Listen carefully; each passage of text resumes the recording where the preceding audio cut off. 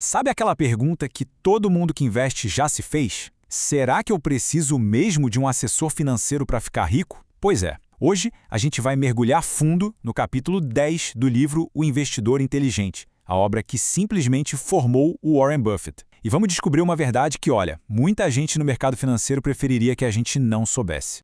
Então, vamos direto ao ponto. A grande questão: um assessor financeiro é a chave para a riqueza? É bem tentador achar que sim, né? Deixar tudo na mão de um especialista. Mas o Benjamin Graham, ele já nos dá um baita alerta de que a resposta é bem mais complicada e, para ser sincero, talvez um pouco frustrante para algumas pessoas. E o Graham não aliviava nem um pouco. Ele basicamente diz que chegar para um assessor e perguntar "e aí, como eu ganho dinheiro?" é, na real, uma atitude ingênua. Essa afirmação, que é até meio dura, é o ponto de partida de tudo que a gente vai conversar aqui. Ok, se confiar de olhos fechados é ingenuidade, quais são os perigos de verdade? Bom, é aqui que a coisa fica séria. Porque na visão do Graham, seguir um conselho financeiro sem ter critério pode ser muito pior do que simplesmente não fazer nada. E olha só que coisa mais contraintuitiva. Seguir aquelas dicas quentes, sabe, ou um conselho mais superficial, isso pode levar a resultados bem piores do que simplesmente comprar e manter uns ativos seguros mais conservadores. É o que a gente pode chamar de armadilha do excesso de atividade, que no fim das contas beneficia muito mais o corretor do que o investidor. E essa frase aqui, nossa, ela resume perfeitamente o conflito de interesses. Quem investe de verdade foca no longo prazo, em se tornar dono de um pedacinho de um negócio. Já quem especula, muitas vezes movido por comissões, foca em comprar e vender rápido. E essa dança toda, no final, enriquece mais quem está no meio do caminho. E um dos terrenos mais perigosos para a especulação são os IPOs, as ofertas públicas iniciais. É a grande estreia de uma empresa na Bolsa de Valores, né? Um evento que quase sempre vem com uma embalagem incrível, muito marketing e promessa de lucros absurdos e rápidos. O Graham, ele tinha um humor bem ácido sobre isso. Ele fazia uma piada dizendo que a sigla IPO, em inglês, na verdade significava It's Probably Overpriced. Traduzindo para o bom português, provavelmente está caro demais. Para ele, todo aquele entusiasmo do lançamento quase sempre joga o preço lá para cima, muito além do que a empresa vale de fato. Bom, tudo isso que a gente viu nos leva a uma virada de chave, uma mudança de mentalidade fundamental. Se não dá para simplesmente terceirizar a responsabilidade, qual é o papel de quem investe? A resposta do Graham é direta e muito poderosa. Quem investe é o CEO dos próprios investimentos.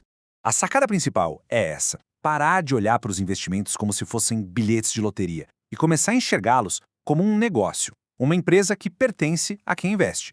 E como em qualquer negócio, o sucesso ou fracasso, no final, depende de quem é o dono. E essa comparação aqui deixa a diferença gritante, né? De um lado, o investidor, que se baseia em dados, que trata as ações como ser sócio de um negócio. Do outro, o especulador, que vai na onda da multidão e vê as ações como meros códigos piscando na tela. A grande reflexão é: qual desses papéis tem sido desempenhado? Mas calma lá, ser o CEO não significa ter que fazer absolutamente tudo sozinho. É possível, e às vezes até recomendado, contratar ajuda. O ponto-chave é que um bom CEO só delega poder se as regras do jogo forem muito, mas muito claras. E aqui estão as duas regras de ouro do Graham, o teste definitivo para qualquer assessor.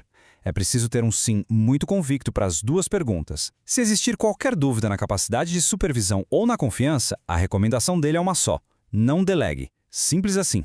Tá, mas e se, sendo bem sincero, não houver tempo ou conhecimento para ser esse CEO tão presente e ativo? Para essa situação, que na verdade é a da grande maioria das pessoas, o Graham tem uma solução que é elegantemente simples.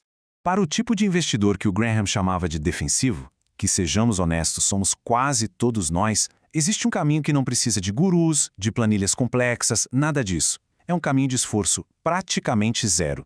E que alternativa é essa? São os famosos fundos de índice. Uma estratégia tão eficiente que foi defendida pelo Graham e décadas depois pelo próprio Warren Buffett.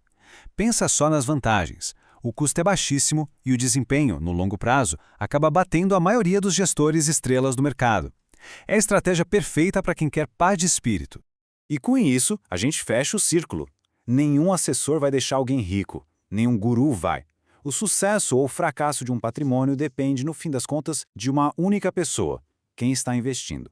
É um reflexo direto da atitude, do conhecimento e, principalmente, da disciplina dessa pessoa. E toda a filosofia do Graham pode ser resumida nesta última pergunta. A questão não é quem contratar, mas quem a pessoa é como investidora.